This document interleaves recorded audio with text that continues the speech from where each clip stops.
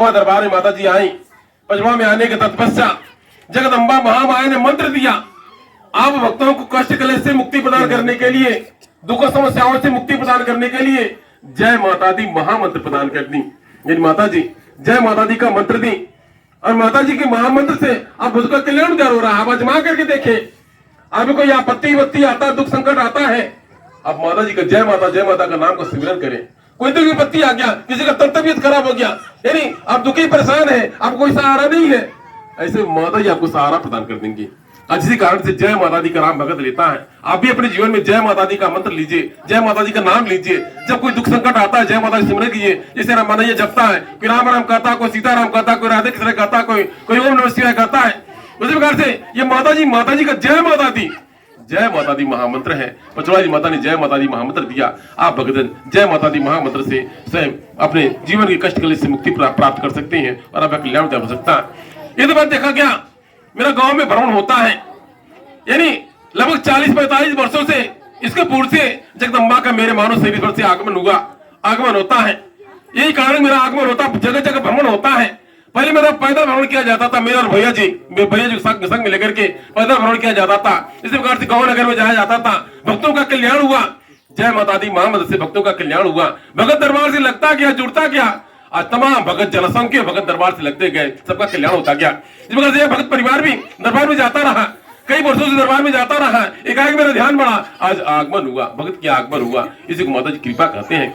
अब देखने में आया जिस प्रकार से हमारा पचपड़वा दरबार मतलब काफी दूरी पर, तो फिर कलकत्ता विंध्याचल मैहर लेहड़ा में माता जी दरबार बनाया। इसके तपस्या हर भगत दरबार में नहीं पहुंच पाते। जिस प्रकार से आप इतने भगत एकत्रित हुए यहाँ पर, दुखवा किसको नहीं, संकटवा किसको नहीं, यहाँ पते भी तो सबको लगा हुआ है। हर किसी को कष्ट से मुक्ति चाहिए, हर किसी को पारिवारिक कलह से मुक्ति चाहिए, हर किसी को रोजी पूंजी बरकत चाहिए। कुल मिलाकर मेरे द्वारा यह देखा गया, हर मनैया हमारे तक नहीं पहुंच पाएगा, हमसे बात नहीं कर पाएगा, मिल नहीं पाएगा, पहुंच नहीं पाएगा। कोई किराया भाड़ा का भाव में, कोई समय का भाव में, कोई साथे का भाव में नहीं जा पाएगा। इसलिए मेरा जगह जगह आगमन होता है, भ्रमण होता है। माता जी का दरबार लगा, पचौली माता जी दरबार लगा, यहाँ से आपकी मनोकामना की पूर्ति हो सकती है, आपका कल्याण हो सकता है। तो फिर जगदम्बा ने कल्याण के लिए दरबार लगा लिया और जब भगत नहीं पहुंच पाता, खुद मेरा आगमन होता। अब आगमन के दौरान तमाम भगत जुड़ सकता, भगत जुड़ जाए। अभी इसी आगमन के दौरान हो सकता किसी कामना की पूर्ति हो जाए।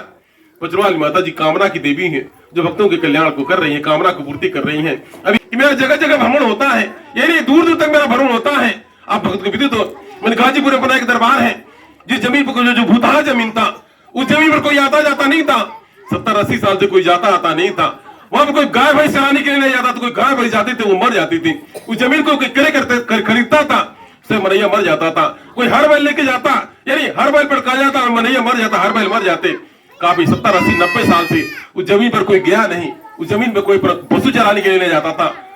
यानी 10-20 कोस के एरिया में उस जमीन की चर्चा थी, 5 बीघा का चक 10-20 कोस के एरिया में वहां की चर्चा था। पश्चात मेरा आगमन गाजीपुर में होता, वहां भगत है, वहां भी जिस प्रकार से पचौड़ा दरबार में है, उस वहां पर शाखा, वहां तमाम भगत जाते हैं, वहां भी भगत इकट्ठे होते हैं। वहां महीने में एक बार मेरा आगमन होता है, 5 तारीख को आगमन होता है। ये तत्पश्चात उस जमीन को क्रय किया गया। वहां के भक्तों द्वारा बताया गया कि जमीन होता है, इस जमीन पर मैंने कोई टिका नहीं, कितने लोग आज छोड़ करके चले गए, भाग गए। इस तरीके से मेरा उस जमीन को क्रय करने के लिए जब जाया गया, उस जमीन पर जाया गया, मेरे साथ तमाम भगत पहुंचे।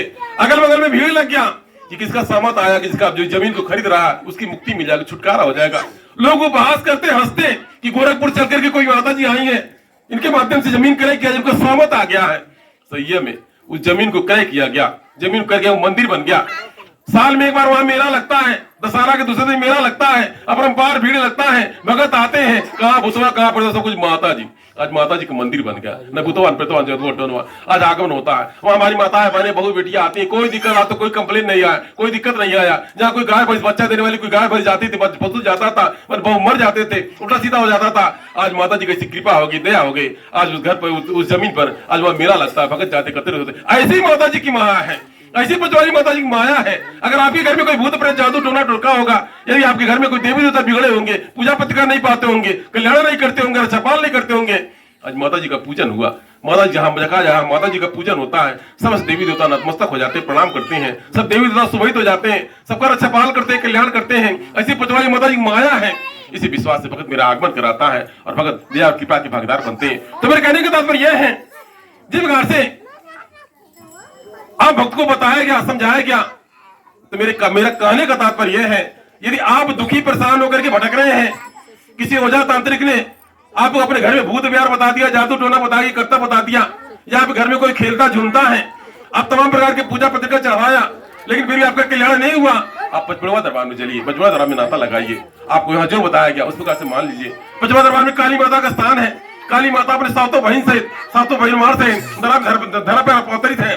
पचमढ़वा दरबार में हिंगलाज की माता पाकिस्तान में जिनका स्थान है, कामाख्या माता असम में उनका स्थान है, तारा माता, छिन्नमस्तिका माता, कालीघाट की माता, दक्षिणेश्वरी माता, चामुंडा माता, 7 देवियों का स्थान है। आपको विदित हो, पचमढ़वा दरबार में काली माता का स्थान बलि नहीं चढ़ाया जाता, माता जी को बलि नहीं चढ़ाता, क्योंकि जगदम्बा जीव दान देती हैं।